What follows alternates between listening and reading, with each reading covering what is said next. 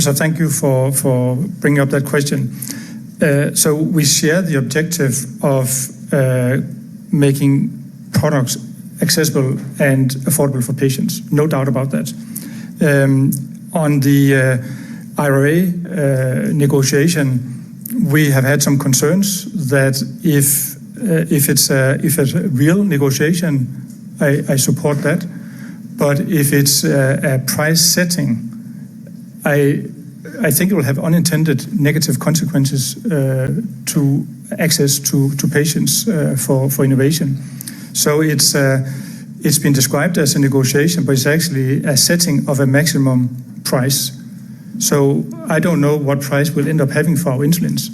I don't know if the PBMs will include it on formulary at all because of that lower price and impact on rebating. So I have nothing against negotiating pricing with the objective of improving affordability for patients. But if it's not a fair negotiation, but actually price setting, I think it will have negative consequences on the innovation being brought to Americans. Mr. Chairman, as I close, my time has expired. I would remind you, Mr. Jorgensen, of those words that you used in your opening statement again. Patients need both affordability and access. I certainly hope that rings true, and I would encourage you to sit down with Chairman Sanders and the committee staff associated with that PBM letter to find a place where you will lower those prices and do the right thing and send the message to everyone, because your drugs will save people's lives. 40,000 more people that can't get them today, many in the community that don't get them today, and I certainly hope we can get to that place. Thank you, Mr. Chairman. Thank you. Senator Cassidy. I'll defer to Senator Budd. Thank the ranking member. Thank the chair. Mr. Jorgensen, thank you for being here.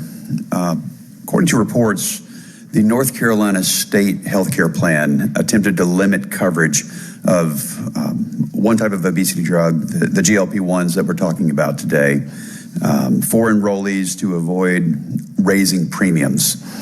Now, however, CVS Caremark, the state healthcare plan's PBM, informed them that they would lose $54 million in discounts if coverage was limited. So, Mr. Jorgensen, do you know if these allegations are true? I have to admit I don't know all the details of the specifics in North Carolina, but I don't think we stopped paying these rebates. So I received a letter from North Carolina Speaker of the House, Tim Moore, and it includes data on the state health plan's Board of Trustees blaming the Inflation Reduction Act, not drug spending, on the plan's shortfalls. So I ask unanimous consent to enter the letter into the record, Mr. Chairman. Thank you. Mr. Jorgensen, could you describe in as simple terms as possible how federal programs like the 340B drug discount program and reimbursement for prescription drugs through Medicare Part B actually lead to higher prices? And I would say higher list prices. Yeah. Well,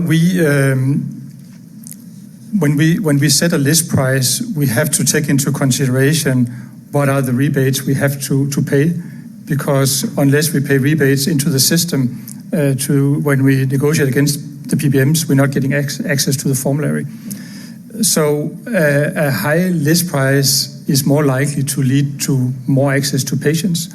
And on top of that comes additional payments we have to give when we are in Medicaid, when we are in 340B programs, etc., where there are additional payments we have to make products affordable.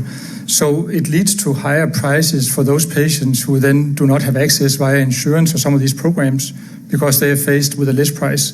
And really, nobody should pay the list price because that's not how we intend to do business. But we don't control the price set for the patients. That's done by the insurance schemes. We only negotiate against the PBMs to make sure that we can move products to patients. But whether patients get insurance coverage and what price they pay, we have no impact on.